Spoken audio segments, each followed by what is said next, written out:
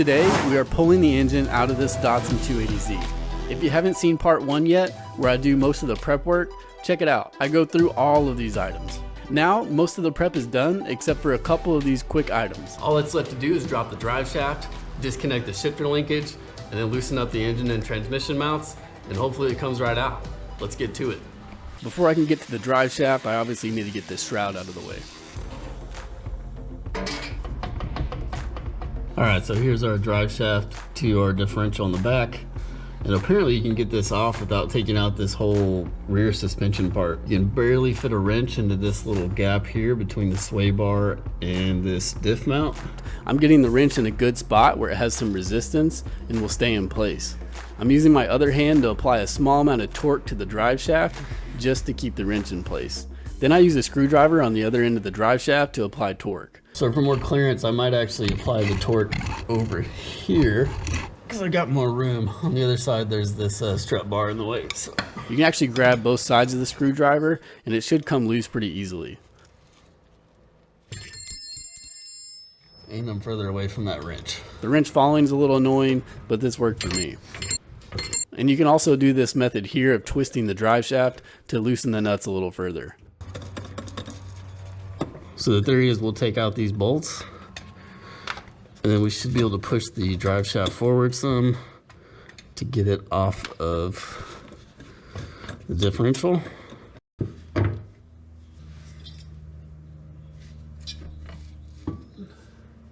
And here's the shifter linkage from underneath. I think you can disconnect this from down here, but I'm gonna go in through the cabin and see if I can disconnect it there.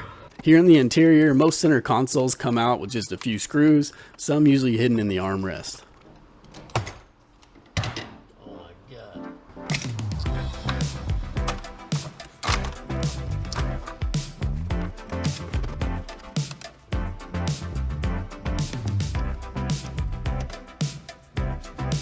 There's a little C-clip right here that's holding the shifter in. So just gonna pop that off, probably send it flying. Yep, there it goes. There's nothing else holding the engine and the transmission into the car except for the mounts. So let's go ahead and loosen them up. Most cars have a couple engine mounts and a transmission mount. So here we are to the transmission mount. We got one bolt here and a nut holding the transmission to the mount, and then the mount itself is held in by these two bolts. So I'm gonna loosen everything up. I'm not gonna pull any of the bolts all the way out yet, so that way I can position the car and move it if I need to. And then when I'm ready to pull the transmission and the engine, I'm gonna support this with a jack, and then I'll pull out all 3 of these bolts and nuts, so that way I can get this mount fully out of the way. So there's several bolts holding the engine to the subframe. So you have these engine brackets that hold it to the engine mounts with these 2 bolts, and then the engine mount is attached to the subframe from a nut underneath. So I think you could go any route. You could probably disconnect these 2, or you could just take off this bolt and one underneath that go to the block itself. But I'm actually going to disconnect from the subframe. So I'm going to take that nut from underneath out, and then this whole bracket and engine mount will come with it. So here's the nut that holds the engine mount to the subframe, and the whole mount will come with the engine and this engine bracket also. I didn't want to relive having the exhaust manifold bolt shear on me, so I cleaned up these threads too. Now I'm just breaking these bolts loose so I can easily get them off all the way when I'm ready.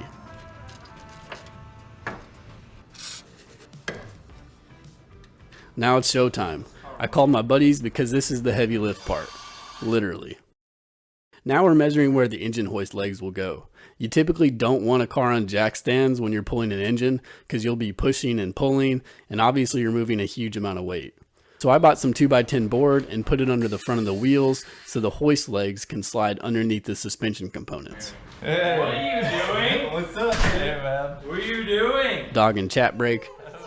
This little guy was clearly excited about pulling the motor too. I can put my car around, and then we can just use like a bunch of blankets that I have up and put it in between my car and your car, and we can push it. I'm serious. You crazy, bro? Here I'm explaining why US measurements are ridiculous sometimes. But yeah, check this out. This is a 2x8.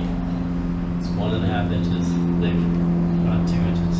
And it's supposed to be like that. Yeah, it's 2x8. Oh my god.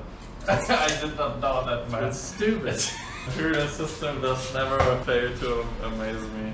As you can see here, the garage door wasn't tall enough for the max height of the engine hoist, so I'll need to rotate the car 180 degrees for a little more ceiling clearance.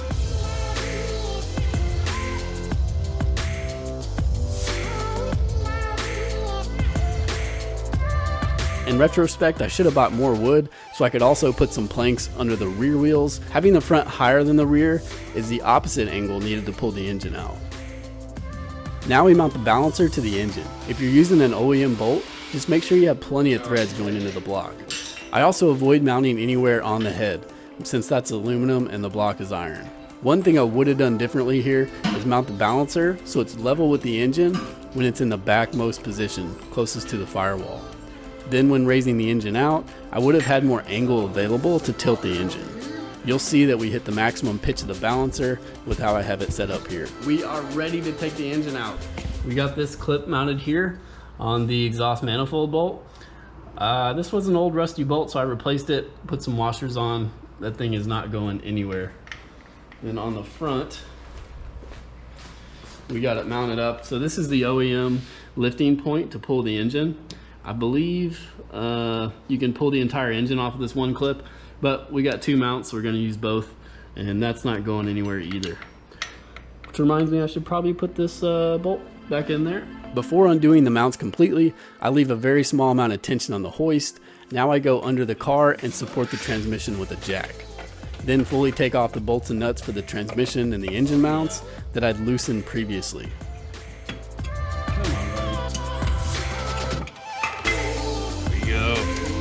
So now all the transmission mounts are loose and off, so is the front engine mounts are off. So I'm going to lower this jack down and the transmission will probably come down some. Now there should be nothing holding the engine and transmission to the car. And I'm asking Chris here if the angle of the engine is hitting the firewall, but we were good. Here I put a little dolly under the transmission with a piece of wood. In case the transmission dips really low while we pull it out, it'll grab this dolly instead of dragging across the concrete. Let's do it. Now is a good time to triple check everything is clear for pulling the engine and transmission. It's time to start. We go over a plan, and since we'll be pulling the engine at a slight angle towards the front, I asked one person to hold and pull the hoist away from the car as we start to jack it up. My angle wasn't too bad, so this wasn't much of an issue for this engine pull. Hey, careful when you're jacking though. Don't jack too hard or too fast. Yeah, I'm a careful jacker. Then we start jacking.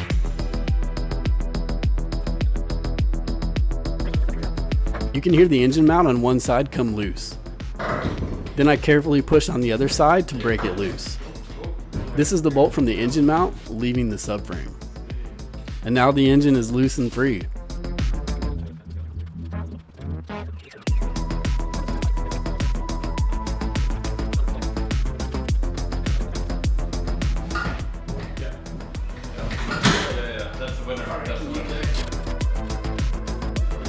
The biggest snag that we had was part of the transmission for the shifter linkage was catching on the brake lines. Yeah, good old baseball bat. The good old baseball bat. Had I thought about it, I would have removed those brake lines as they need to be replaced anyways. And maybe having more pitch on the balancer and having the rear of the car higher would have helped this too. Luckily, Chris was happy to climb on the car and put some weight on the back of the transmission to drop it under the brake lines while we pulled the hoist forward. It looks pretty ridiculous and probably not the safest, but it worked for this situation. I'm gonna get on it. Oh yeah, there it is. Right, pull it. Nice, okay. Okay. Good. Yeah, looking good.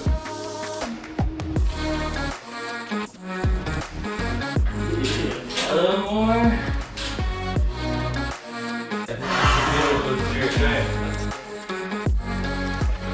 Oh yeah, he's just muscling it over. The next oversight was thinking that I could use this heavy-duty plastic pallet I found to put the engine on. I didn't really think about it, and it took way too much effort, not to mention taking up a ton of space in the garage. A couple days later, I just go down to a local tire shop and ask to get a used garbage tire for free that's the right diameter to fit between the legs of the hoist. This tire holds the engine perfectly. That is much easier. Let's see how much this thing weighs. I'm guessing 500? 510?